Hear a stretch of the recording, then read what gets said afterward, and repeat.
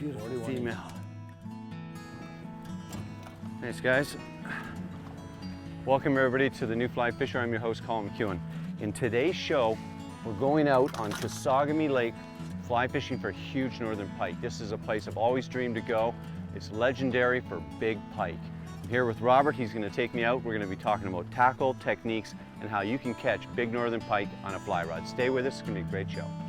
Let's go.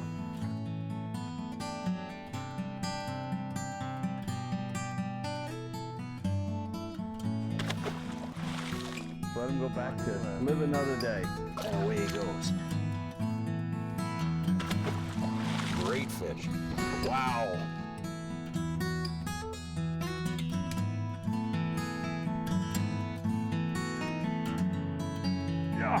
Oh, baby. Look at that fish.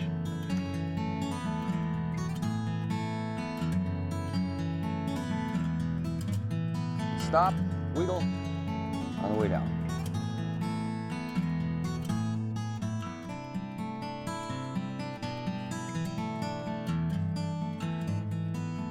The New Fly Fisher has been made possible thanks to Algoma Kinawabi Travel Association, Ontario Tourism, Islander Precision Reels, and Orvis Sporting Traditions. In today's show, we travel to the wilds of northern Ontario.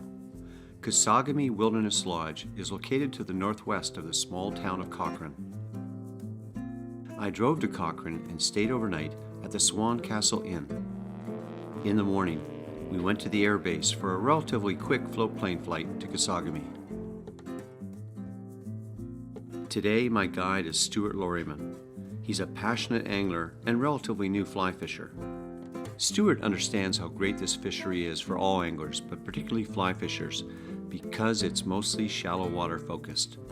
From topwater to shallow running streamers, they will all work here to catch big pike and walleye. But you still have to be versatile to the conditions, and that is why our guide is so valuable.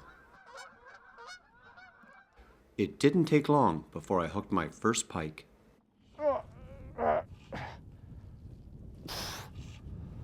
So what just happened was I saw a fish follow. You could see down below in the darkness. I don't know how big this guy is. Oh yeah, he's not bad. And he saw the boat, he spooked, and so we just moved a bit, and I cast back to the same spot, which is where I'd seen him drive off, and sure enough, he was waiting, and he took it. Oh, nice fish. Oh, and this is why I love catching pike. Look at that. Oh, strong. This is probably about a 36-inch fish. I can't get him coming towards me. Oh, no, there he goes. Not happy. Okay, I got his head up. You got a measuring tape, Yep. Stu? Yep. Okay, great. Oh, Look at that run. yeah. All right. Nice and thick. Get his head up.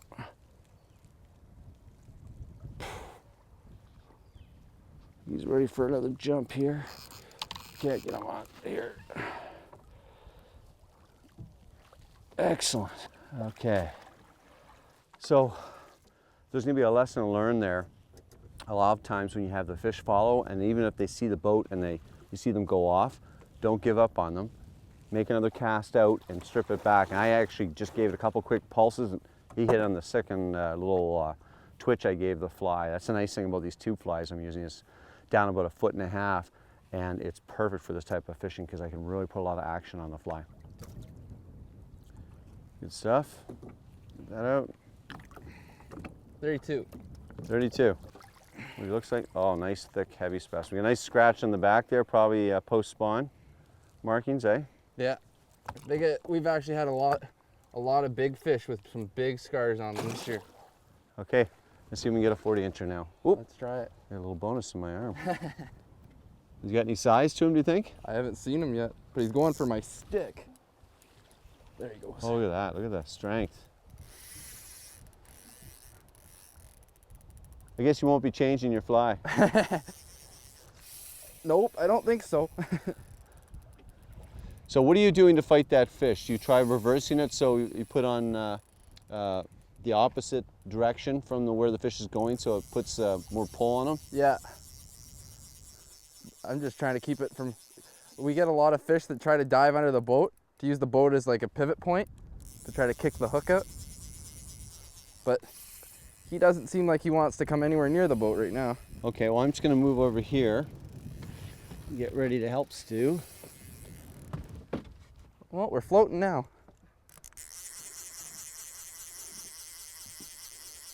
These are great boats, by the way, nice and wide, so it's And great they're for a fly stable. fisherman. Well, this guy's got some shoulders. Still haven't seen him yet. There he is. Oh, that's a nice fish. Oh, well done. Well done, Stu. And what he did is we discussed what the best approach was, and his top recommendation was, let's go find them on the flats, find some weed beds, look for structure, and we'll just hit them real fast. So we've been shotgunning around the lake, and it's paying off, right? Yeah. We found some hot fish, which is great. Because it doesn't matter, even though you're up here in the north, you still got to find fish that are active. Okay, what do you think? Is he almost ready? He's still pretty Nope, I great. lost him. Oh. Told you, I said he uses the boat as a pivot point. Oh well, we'll get another one. Good fish, good fish. That was great. Well, we caught some nice pike this first afternoon and quite a few walleye, but still no true monsters. However, the next day was going to teach me a lot of important lessons, especially about shallow water pike fishing.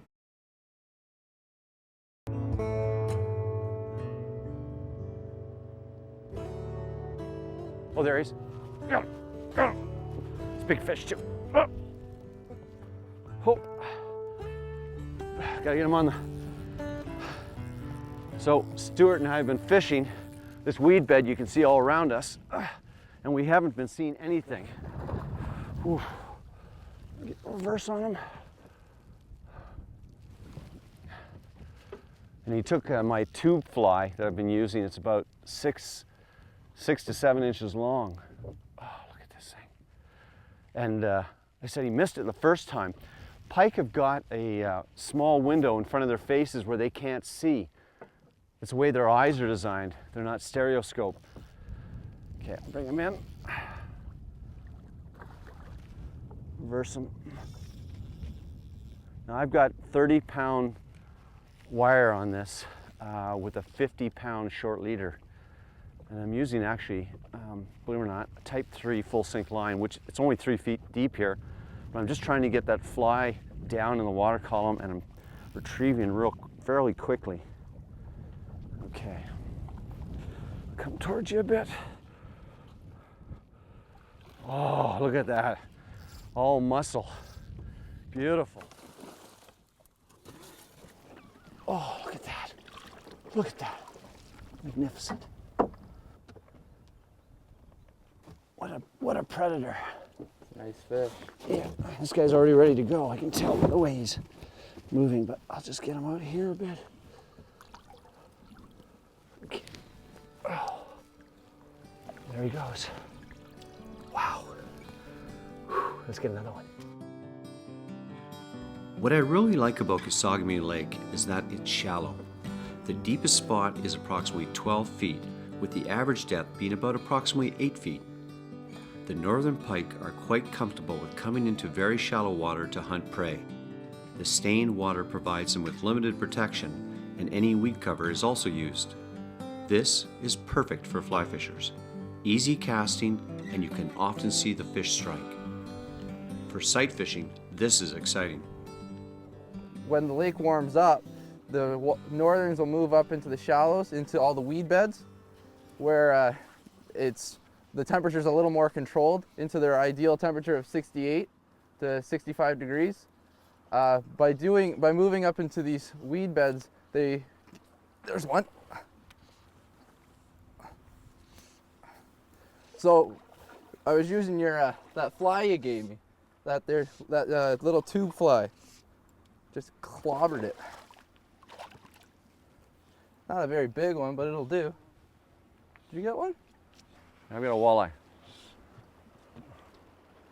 See, that's the thing about Kesagami.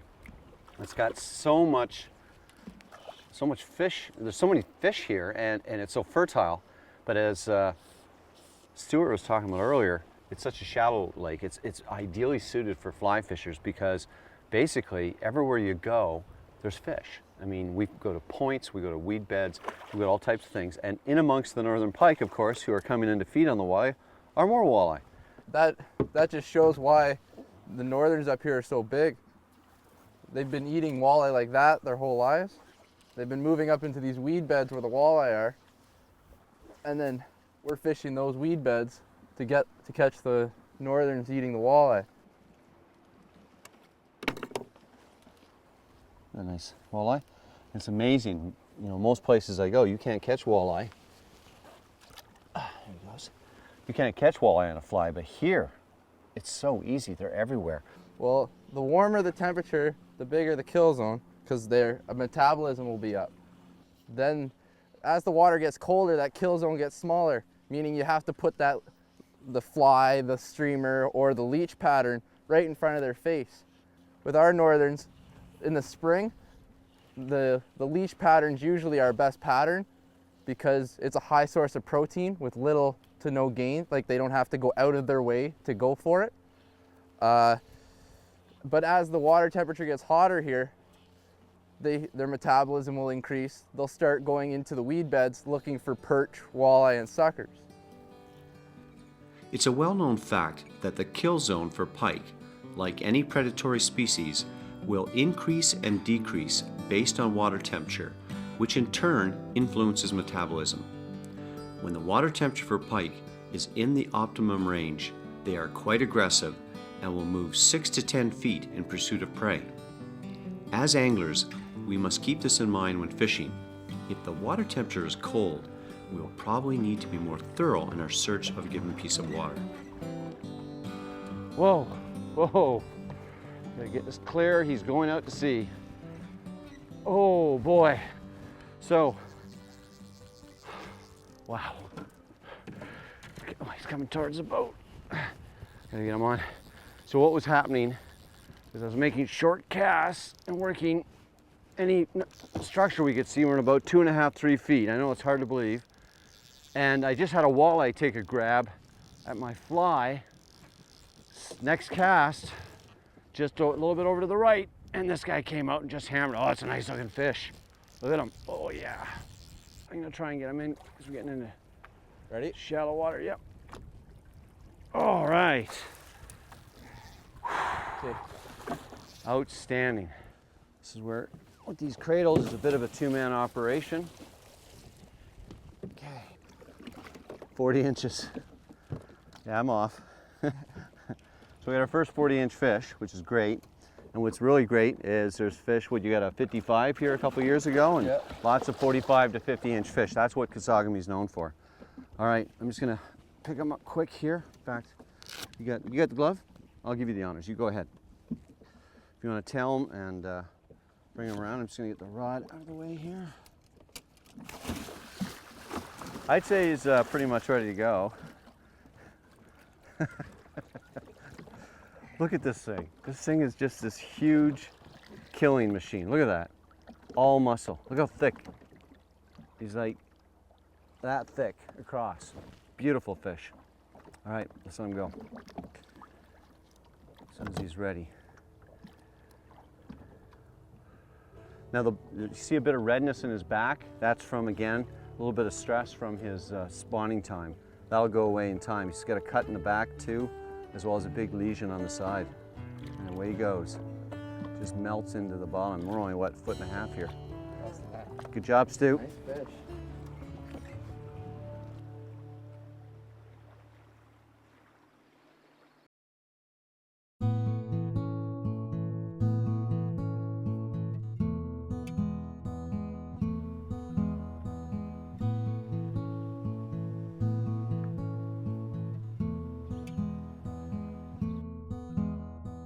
People come to Kesagami year after year because of the quality of the fishing, but also the service, and I have to say the total experience.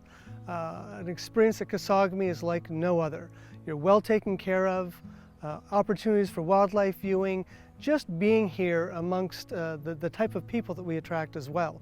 Some people have been coming for 30 years. I have many guests that will often come book the same week as their friends. It's a great camaraderie here at the lodge, and they take home with them every year a wonderful experience. I really enjoy being outside, and it's so quiet and beautiful. And today we saw a caribou, you know, walking along the beach, and it was great. It's a great experience, and obviously we're going to be coming back. So I love the wilderness, and I love northern Canada. It's just a magnificent country, and there's not a lot of it left. I'd like to say it's gotten better since we've been coming up here, and this is our 14th time in 16 years. The fishing keeps getting better. I think the way they've managed the fish up here has ensured that big pike stay here, and the walleye, I know, have gotten bigger. They've gotten more numerous since we first came up here. The next day, I joined experienced guide Robert Chum. Robert has been living in this region for most of his life and has a passion for this wild land. He promises that today we're going to find some really big pike, and I'm truly stoked to bring one to my fly.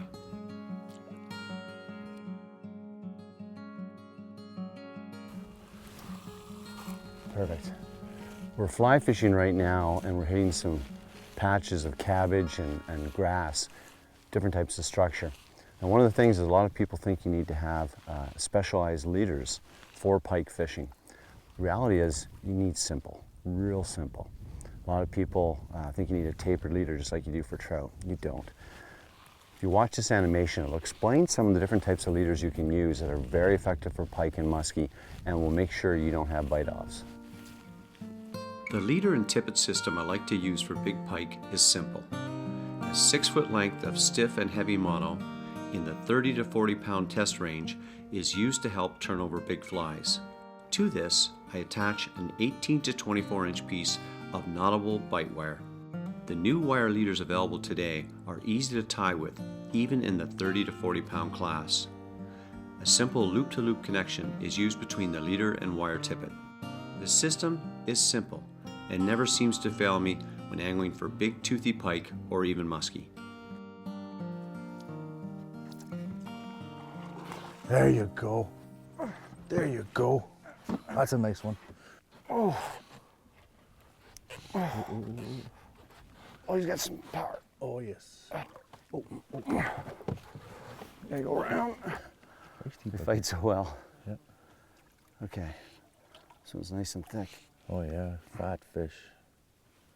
Look at this. Okay, Alrighty. you ready? Yippers. See it? Look at that. Nice fishy. Good. Look at that, all power. As you can see the fly down here in the water, that's what's working.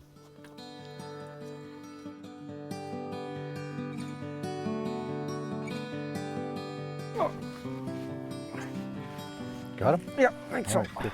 Gave me a line burn. You see the mouth on that thing? Yes, sir. Oh, that's a big fish. Up, go. Oh my goodness, did he hammer that? Got him? Yeah, I got him. Right on. Right on. He's going out to sea. Oh, yes, he will. He's not liking this hook. Watch your hand. Ooh. Look at him go. I wish the camera could have seen that. That was unbelievable. Okay, almost into our backing here. This is where fighting butt. Now, strong fish. Big fish. Big fish. Beautiful. Excellent. All right. And what a take. So aggressive. Nice. Hands shaking a bit. I love surface fishing for big pike. This is so much fun. Look at that, eh? Oh, there we go. Well, see you later, girl. See you when you're 54, 55. Man, Good job. That was great.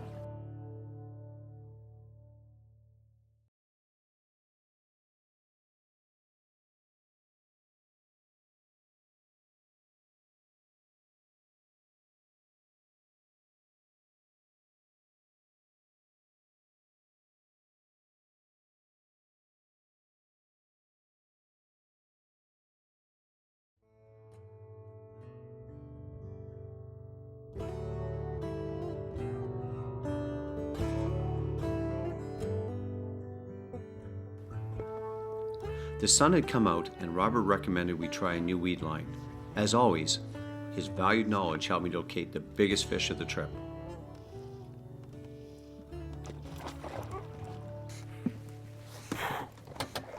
How's she feel? Feels pretty good. Yeah? It's hard to tell how big he is, so Looks like it's a quite an pretty- explosion. Awesome. He's going out into deeper water, which is typical of the bigger fish.